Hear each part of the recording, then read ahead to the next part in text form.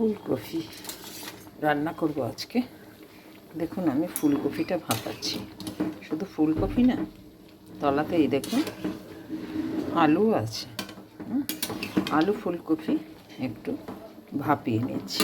তাতে কি হয়, কফিতে অনেক সার টার দেওয়া থাকে, মাঠে থাকে, নানা রকম পোকামাকড়ের থাকতে পারে, নোংরা থাকতে পারে। তো আমি যদি ভাপিয়ে নিই, সেই সবগুলো সব চলে যায়। লবণ দিয়ে ভাপিয়ে নেবেন।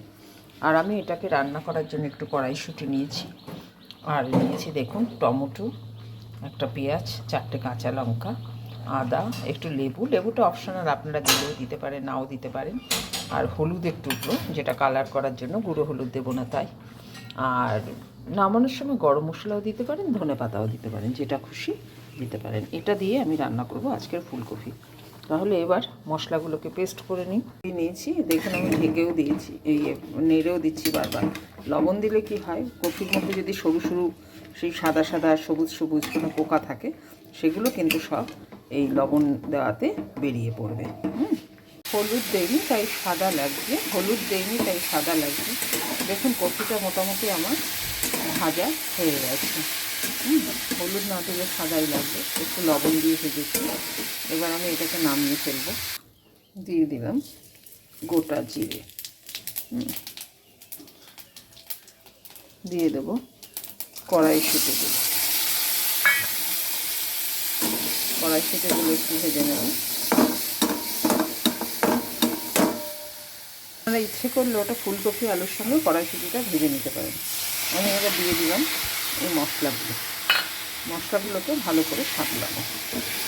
দিয়ে দিলাম পরিমাণ মতো লবণ, দিয়ে দিলাম গুড়ের বাতাসাটা, হলুদের টুকরো তো দিয়েছি, মশলার সঙ্গে পেস্ট করে নিয়েছি, আদা দিয়েছি, পেঁয়াজ দিয়েছি, টমেটো দিয়েছি 4টে কাঁচা লঙ্কা চিড়ে, গোটা জিরে সম্বার, দিলাম ধনের গুঁড়ো, আর দিয়ে দেবো একটু জিরের গুঁড়ো।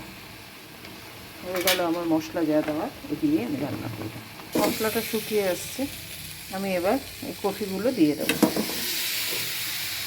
এখন লেগে আসছে, তাই জলটা দিয়ে দেবো। আপনারা ইচ্ছে করলে উষ্ণ গরম জল দিতে পারেন, তাতে স্বাদটা আরও ভালো হবে। আর আমি যেহেতু হলুদ বাসন্তী কালার হয়, হালকা হলুদ হয়, যেহেতু আমি হলুদের টুকরো একটুখানি ব্যবহার করি। আপনারা ইচ্ছে করলে গুঁড়ো হলুদ ব্যবহার করতে পারেন, তাতে রঙটা সুন্দর হবে। আর তার সঙ্গে যদি আপনারা শুকনো লঙ্কা ব্যবহার করেন, তাতেও রং সুন্দর হবে।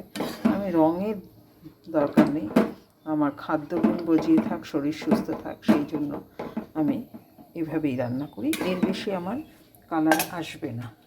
যেহেতু আমি আর দিয়ে দেবো একটু এই লেবুটা চিপে। এটা আপনারা কষানোর সময় দিতে পারেন, আমি ভুলে গিয়েছিলাম, খেয়াল ছিল না।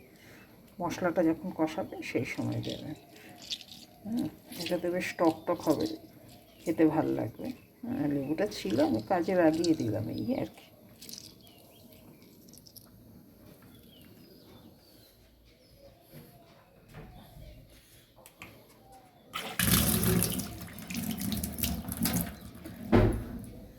আপনারা ইচ্ছে করলে শুকনো লঙ্কার গুঁড়োও দিতে পারেন।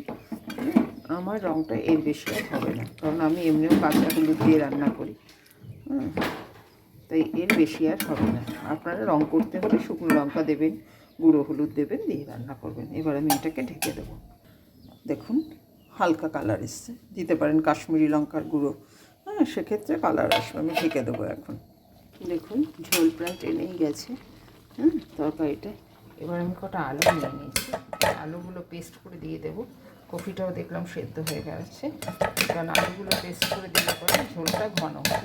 দেখুন আলুটা পেস্ট করেছি, এই পেস্টটা আমি এর মধ্যে দিয়ে দিচ্ছি, যাতে ঝোলটা আমার ঘন হয়ে যাবে। দিয়ে দিলাম গোটা গরম মশলা, আমার বাড়িতে করা শাহি গরম মশলা, সেটা একটু দিয়ে দিলাম।